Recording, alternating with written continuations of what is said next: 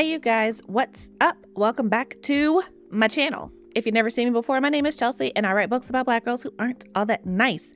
And today, you guys, I am back with a new melanin awareness video for you guys. So if you are not aware what melanin awareness is, it is when I give you guys 2 books written by Black authors that I think should be on your radar to add to your TBR, possibly, maybe, for you to get into.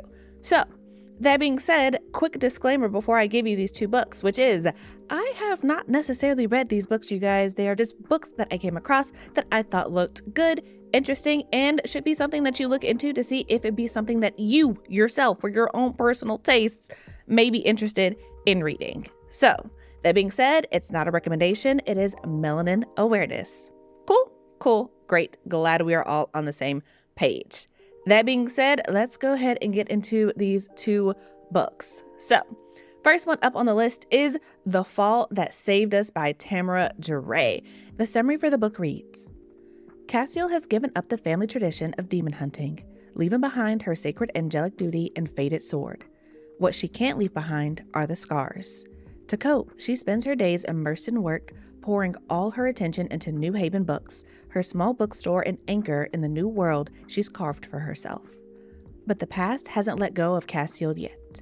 When a succubus named Avitu arrives to claim her angel-touched soul, Cassiel's old hunter instincts flare, forcing her to choose between old knowledge and her truth. What should be a fatal seduction becomes a bargain neither woman expects. As they grow closer, Avitu is surprised to find her own pain reflected in Cassiel, a Nephilim deemed fallen by her own family standards. By choosing trust, they reveal the lies that bind them.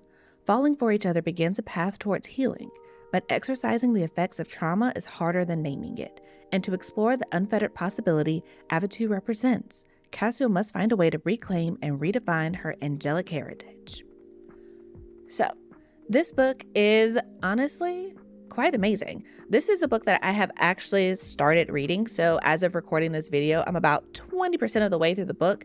And part of the reason why I'm telling you guys about it is because the prose of this book is like actually quite stunning and immaculate and amazing. And I'm just kind of like, wow, like there is something about the way Tamara writes that I'm just like, oh, this is amazing. Like, this is good. Like, it just pulls you in.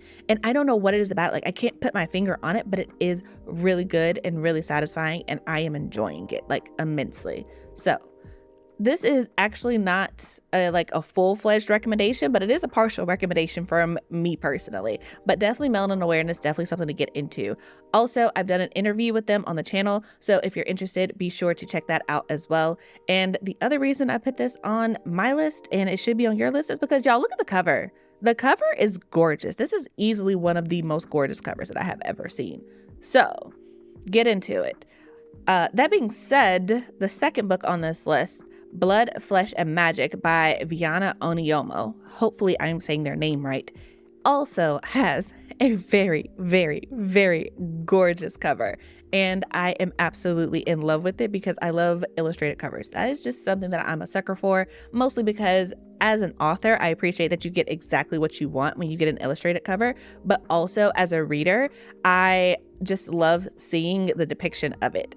Maybe because I'm an anime fan, maybe because I've always loved cartoons. I don't know. I just like illustrations. Don't come at me. Either way, the cover is gorgeous. It's so fun to look at. I was pulled in by it. I'm gonna lie. I'm a cover junkie. I was pulled in and I was like, this looks really dope. So that being said, the summary for Blood, Flesh, and Magic reads, Runo Idoja, hopefully I'm saying that right, deserves a break. But being the best Samaritan at the community center and hiding just how he'd obtained his renowned abilities means he doesn't really have time for a break. Cedric Waneri is too busy trying to keep Liberation, his lounge and home, alive to focus on his fantastic dreams. When his best friend suggests they lure in rich humans with the erotic allure of a vampire bite, despite his apprehension, the temptation of the prophets is too much for him to resist. When Runo's friends stage an intervention and force him to go to Liberation to unwind, it's lust at first sight for the vampire and the wench. While Runo desperately wants to love and be loved, Cedric would rather stab himself in the heart with a wooden stake than saddle himself up in a relationship. Talk less of one with a fucking wench. No thank you. Then one of the vampires at Liberation is murdered, and everything goes to shit. So if you're watching this and you know me, I apologize for the profanity. It's just a summary. Gotta say it. But I mean, y'all, listen to the summary. Does it not sound amazing? Does it not sound like, ooh, this is going to be great? The other thing that I really liked was the lust at first sight.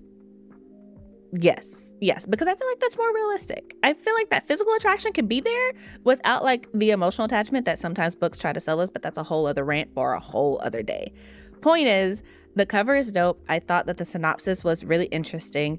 And honestly, this is the age of Black vampires, you guys. There are so many books with Black vampires coming up, and this also features one. So get into it. Also, this book is a chunker. It's like 620 pages according to Amazon. And it's a standalone as far as I understand. So I don't know. It's really nice to see a fantasy book that's not a series. So you can just get the whole story at one time. So if that's something that you're interested in, get into it. Both of these books are Black. They're indie, they're queer, and you should consider reading them. Especially if you watch this channel, there's probably a good chance that you like fantasy anyway. So get into it, check it out, see if it's for you. If you like it, great. If you don't, and it's not your cup of tea, I understand.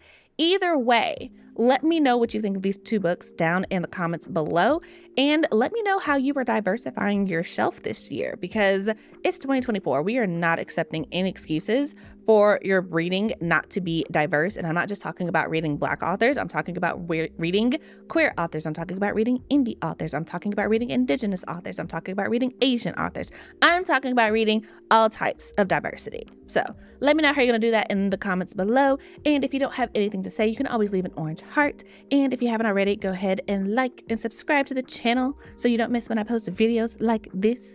And that's it. Thank you guys so much for watching. And until next time, I hope your days are lovely and your books are interesting. Bye, guys.